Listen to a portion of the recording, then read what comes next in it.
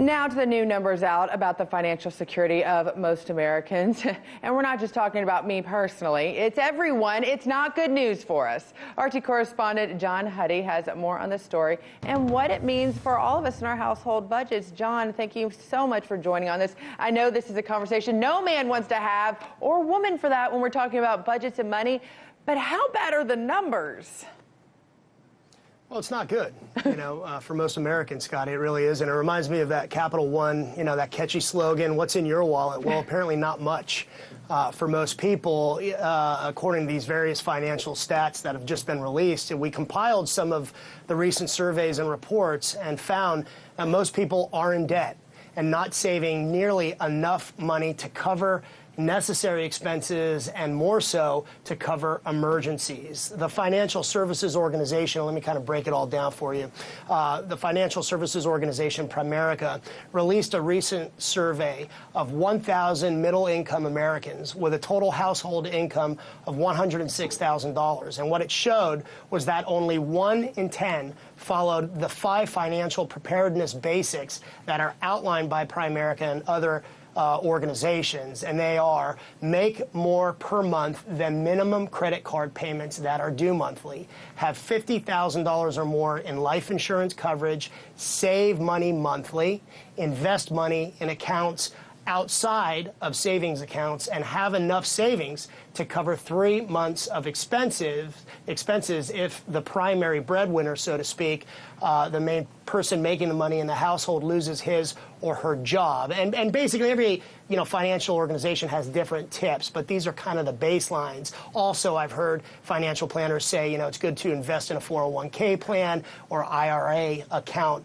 saving for the future. That said, the survey goes on to show that 7 in 10 Americans scored a C or lower, meaning that they've only done 1 to 3 of those 5 basic financial preparedness things. The Primerica survey and other recent studies also show that America is a nation, guess what, of overspenders and people struggling with debt, Scotty. Well, I don't think you need a survey to find that out, but I look at that and I see, if you got 3 out of the 5, I mean, I consider that to be winning, at least in my world, but obviously it's not across the board. What does this survey, though, show about people's spending habits, especially over the past and going forward into the future? Yeah, and it's really no surprise that people are spending more than they're bringing in, that they're making on a monthly basis.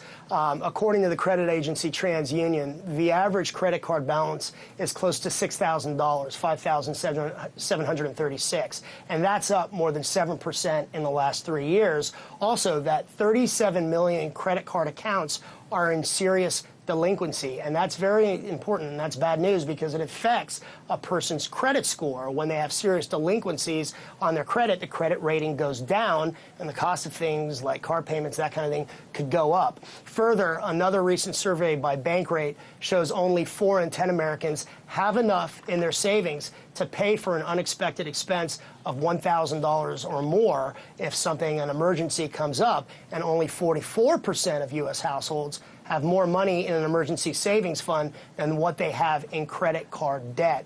Financially, the average car payment, by the way, in the U.S. also rose to $530 per month in 2018. Now, one key to financial security, according to various financial experts, certainly people that I've talked to, bottom line, live on less than you make. Curb the spending on dinners, curb going to the mall, try to conserve the amount of money that you're bringing in. Don't spend more than you're bringing in on a monthly basis. But, Scotty, there are some things that are out of a person's control, such as the rising cost of gas nationwide, including in California, where it's the highest it's been in 5 years, along with the cost of living skyrocketing in many major American cities like Los Angeles, San Francisco, and New York City, among others. And that is also definitely having an effect on what is in a person's wallet. Well, the good news is, John, because I got to end this on a good news, is what's free is good conversation, and we need more of that in this country. Thank you so much for joining us.